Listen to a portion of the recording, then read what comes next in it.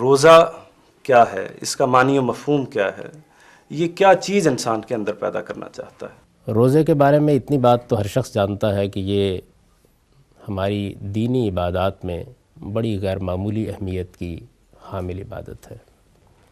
رمضان میں ہم روزے رکھتے ہیں، عام دنوں میں بھی بعض اوقات نفل روزے رکھے جاتے ہیں۔ ہمارے مذہبی میں نہیں بلکہ دنیا کے تمام مذاہب میں روزے کو یہ حیثیت حاصل رہی ہے کہ تزکیہ نفس کے لیے، اللہ تعالیٰ کے ساتھ تقرب حاصل کرنے کے لیے یہ عبادت کی جائے۔ عربی زبان میں اس کے لیے صوم کا لفظ استعمال ہوتا ہے، جس کے معنی رک جانے کے ہیں، کسی چیز کو چھوڑ دینے کے ہیں، کسی چیز سے اجتناب کرنے کے ہیں۔ اور قرآن مجید کے نزول سے پہلے بھی جس چیز کو ہم روزہ کہتے ہیں یہ لفظ اس کے لیے استعمال ہوتا تھا۔ اس کی وجہ یہ ہے کہ جس طرح کہ قرآن مجید نے ہم کو بتایا ہے کہ روزہ جس طرح ہم پر فرض کیا گیا ہے اسی طرح پہلی امتوں پر بھی فرض کیا گیا تھا۔ بنی اسماعیل عرب میں سیدنا ابراہیم علیہ السلام کی اولاد تھے، وہ بھی روزے کی عبادت سے پوری طرح واقف تھے۔ وہاں یہود و نصارہ رہتے تھے، وہ بھی جانتے تھے کہ روزہ کیا ہے، اس لیے کہ انبیاء علیہم السلام کے تمام ادیان میں روزے کو یہ حیثیت حاصل رہی ہے کہ اس کے ذریعے سے انسان اپنے پروردگار کی خوشنودی حاصل کرتا ہے اور اس کو ایک عبادت سمجھ کر انجام دیتا ہے۔ تو روزے کے بارے میں یہ باتیں تو بالکل مانی ہوئی تسلیم شدہ باتیں ہیں، جس میں ہم مسلمان کوئی زائد بات نہیں کہتے۔ ہندو لوگ بھی اسی مفہوم میں روزے کا لفظ استعمال کرتے ہیں، عیسائی لوگ بھی اسی مفہوم میں روزے کا لفظ استعمال کرتے ہیں، یہود بھی اسی مفہوم میں روزے کا لفظ استعمال کرتے ہیں۔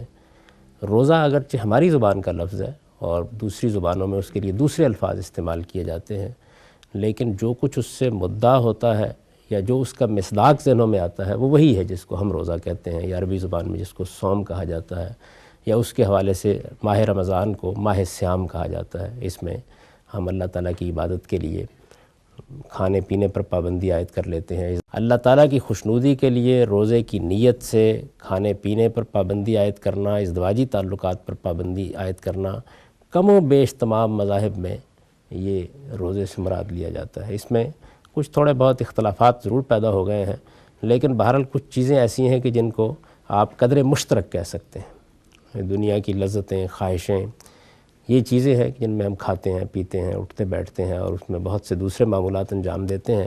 اگر آپ کسی چیز سے کسی آدمی کو روک دیتے ہیں تو گویا روزے کی ایک کیفیت اس میں پیدا ہو جاتی ہے، جس طرح کہ ہمیں معلوم ہوتا ہے قرآن مجید سے کہ خود یہود کے ہاں بعض اوقات گفتگو اور بات چیت سے رک جانے پر بھی روزے کے لفظ کا اطلاق کیا جاتا تھا۔ اچھا، اوقات کا بھی اس کے اندر معاملہ ہوتا تھا ان کے یہاں؟ دیکھیے بات یہ ہے کہ صبح سے شام تک آپ روزہ رکھتے ہیں۔ جی۔ بعض اوقات یہ بھی ہوا کہ لوگوں نے رات کے اوقات میں بھی یہ خیال کیا کہ بعض چیزوں سے اجتناب کرنا چاہیے۔ اسی طرح یہ صورت بھی پیدا ہوئی کہ اس میں ایک وقت میں کھانا کھا لیا جائے یا کوئی چیز کھا لی جائے۔ ایسا بھی ہوا کہ لوگوں نے بعض اوقات دو دو تین تین دن کے لیے کھانے پینے سے اجتناب کیا۔ تو اوقات کے بارے میں اختلافات تو رہے ہیں، لیکن جو بنیادی بات ہے وہ یہی ہے کہ روزہ بعض ایسی چیزوں سے رک جانے کا نام ہے جو عام حالات میں مباح ہوتی ہیں، جائز ہوتی ہیں، اور اللہ تعالیٰ کی خوشنودی کے لیے اس نیت سے کہ مجھے اللہ تعالیٰ اس عبادت کا اجر دیں گے اور میں اللہ کی اطاعت میں یہ کام کر رہا ہوں، جب آدمی کسی اس طرح کی چیز سے رک جاتا ہے تو بالعموم اس کے لیے یہی لفظ استعمال کیا جاتا ہے۔ آپ نے پوچھا کہ اس کی حقیقت کیا ہے؟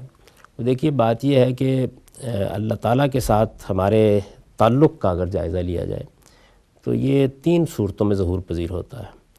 ہم جب اللہ تعالیٰ کو اپنا معبود مانتے ہیں، ہم جب کہتے ہیں کہ منعم حقیقی ہے، جب ہم اس کا اعتراف کرتے ہیں کہ ہمارا خالق ہے، ہمارا مالک ہے، اس نے ہمیں وجود بخشا ہے، تو اس کا ایک لازمی نتیجہ یہ نکلتا ہے کہ اس کی عظمت اور اس کی شان کا ایک غیر معمولی احساس ہمارے اوپر طاری ہو جاتا ہے۔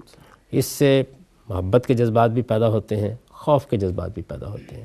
ان دونوں کے امتزاج سے جب ایک معبود حقیقی کے ساتھ ہمارے اندرونی جذبات ایک اتصال پیدا کرتے ہیں تو وہ ایک مخصوص نوعیت کے خضوع میں بدل جاتے ہیں، یعنی ہمارا دل جھک جاتا ہے، ہم محسوس کرتے ہیں کہ ہم بالکل عاجز اور حقیر مخلوق ہیں، وہ ہمارا مالک اور خالق ہے، اس کی عظمت بے پناہ ہے، اس کے سامنے ہم جھکے ہوئے ہیں۔ تو یہ چیز جب خارج میں آتی ہے تو پرستش کی صورت اختیار کر لیتی ہے۔ یہ قیام، قعود، رکوع، سجود، دعا، مناجات، جی یہ سب چیزیں پرستش ہیں۔ اسی طریقے سے جب ہم کسی ہستی کو اپنا معبود حقیقی مانتے ہیں تو فطری طور پر اس کے حکم کی پیروی کرتے ہیں، اس چیز کو اطاعت کے لفظ سے تعبیر کیا جاتا ہے۔ پھر اگر ہم محسوس کرتے ہیں کہ ہمارا معبود ہے اور ہمیں اس کے ساتھ محبت ہے، اس کے دین پر یا اس کی کسی بات پر کوئی زد پڑ رہی ہے، تو فطری طور پر ہمارے اندر اس کے لیے حمیت اور حمایت کے جذبات پیدا ہوتے ہیں، یعنی ہم اپنی محبوب ہستیوں کے لیے دوسروں سے لڑ جانا چاہتے ہیں اور پوری قوت کے ساتھ یہ چاہتے ہیں کہ ان کی مدافعت کریں۔ تو یہ مدافعت کا جذبہ، یہ حمیت کا جذبہ، یہ حمایت کا جذبہ، یہ بھی ہمیشہ سے رہا ہے۔ یعنی دنیا میں جن ہستیوں کو بھی معبود مانا گیا ہے ان کے لیے یہ تینوں چیزیں ظہور پذیر ہوتی ہیں۔ پرستش کے جذبات انسان کے اندر پیدا ہوتے ہیں، بات مانتا ہے، حکم کے سامنے سر تسلیم خم کرتا ہے، حمیت اور حمایت کے جذبات پیدا ہوتے ہیں۔ تو پھر انسان ان چیزوں کو علامتی طور پر ظاہر بھی کرتا ہے۔ یعنی پرستش میں بھی آپ یہ دیکھیے کہ ایک تو جذبات ہیں اس کے پیدا ہو گئے، دل جھک گیا، آپ کے دل و دماغ میں خاص کیفیت پیدا ہو گئی، لیکن انسان یہی نہیں رکتا، وہ پھر علامتوں کی زبان میں اس کا اظہار کرتا ہے۔ یہ رکوع، سجود، دعا، مناجات، قیام، قعود کیا ہے؟ یہ اس کی علامتیں ہیں۔ بین ہی یہی صورت اس معاملے میں بھی ہوتی ہے کہ اطاعت کو کیسے ظاہر کیا جائے۔ تو علامتی لحاظ سے یا ایک کہیے کہ سمبولک ایکسپریشن کے طریقے پر اطاعت روزے میں بالکل ہمارے سامنے آ جاتی ہے۔ یعنی وہ چیزیں جو عام حالات میں بالکل جائز ہیں، کھانا پینا کبھی ممنوع نہیں ہوتا، اپنی بیویوں سے ازدواجی تعلقات کبھی ممنوع نہیں ہوتا، اس کو ہم اللہ تعالیٰ کے حکم پر اپنے لیے ممنوع قرار دے لیتے ہیں۔ تو گویا یوں سمجھیے کہ اپنے وجود سے مجسم اطاعت بن جاتے ہیں۔ اگر آپ غور کریں تو روزے کے دوران میں ایک ایک لمحے میں یہ شعور ہمارے اندر موجود ہوتا ہے کہ ہم اطاعت میں کھڑے ہیں۔ پیاس لگ رہی ہے، بھوک ستا رہی ہے، آپ کے سامنے سارے دائیات موجود ہیں، لیکن آپ رکے ہوئے ہیں، آپ اس طرف ہاتھ نہیں بڑھاتے۔ یہ کیا چیز ہے؟ کوئی برتر ہستی ہے جس کا حکم ہے کہ آپ نے یہ چیز استعمال نہیں کرنی۔ کھانا آپ کے سامنے، بھوک لگی ہوئی ہے، کوئی دنیا کی طاقت آپ کو روکنے والی نہیں ہے، تو آخر کسی کی اطاعت ہے نا جس کی وجہ سے آپ رک گئے ہیں۔ تو اطاعت کا علامتی اظہار، اس کا سمبولک ایکسپریشن یہ روزہ ہے۔